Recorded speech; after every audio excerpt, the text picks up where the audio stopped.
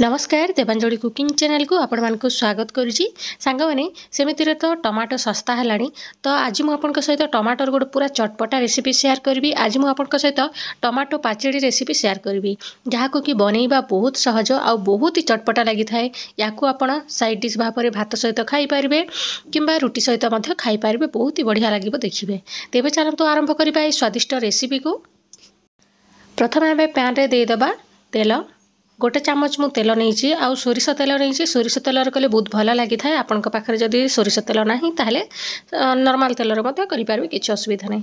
तापर टमाटो को फाड़ फाड़ काटिकी एभलिया देदेबा। एवं आम ए किछि कोला रसुण देदेबा।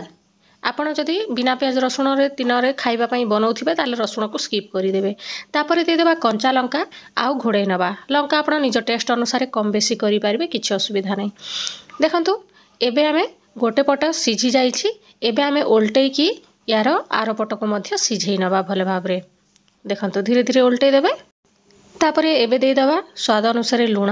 लूणटा ई समय दे देबे टमाटोटा शीघ्र सिझी जीव। एबे आमे आउ थरे घोड़ेई नबा तळ पटे भी भले भाव रे सिझिबा पई।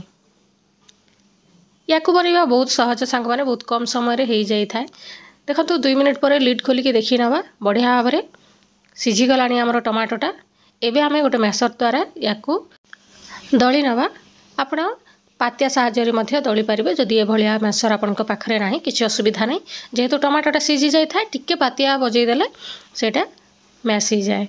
देखंतु बढ़िया भाव रे हमर टमाटोटा सिझी जाइछि आ मैस भी हेई गलानी।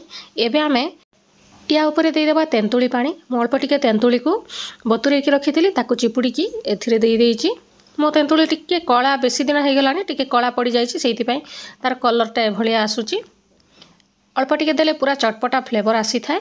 टिके समय फुटई नबा आउ याकू छुंक देवा। चलतु एबे आमे पैन रे आउरी गोटे चामच तेल गरम करिबा। तेल भल भाव रे गरम हो सारला परे एबे आधा चामच सोरिष दे देबा। सोरिष टिके फुटी आसिले एबे दे देबा टिके बिरी डाली आधा चामच खंडे। एबे आमे चना डाली मध्य आधा चामच देकी याकू टिके नाली पड़िबा पर्यंत भाजिबा। टिके डालीटा भाजी ही आसिले एबे दे देबा सुखिला लंका। मु गोटे लंका पकेछि आपण कम बेसी करि पारिबे लंका। एबे टिके लंका को भाजिबा। लंका और डालीटा टिके भजा ही आसिले एबे आमे एथिरे अल्प टिके हिंग दे देबा। हिंग देले भल फ्लेवर आसी थाए। आपण हिंग को स्किप भी करि पारबे किछि असुविधा नै। तापरे दे देबा भृसंग पत्र। भृसंग पत्र को मध्य किछि समय भाजी नबा। आ ए सब भाजी ही सारला परे एबे आमे दे देबा कटा पियाज। पियाज को मु टिके छोट छोट पीस करिके काटिछि। पियाज देकी एबे किछि समय भाजी नबा। पियाज को पूरा नाली पड़िबा पर्यंत भाजीबानी टिके सॉफ्ट हला पर्यंत ही पियाज को भाजीबा।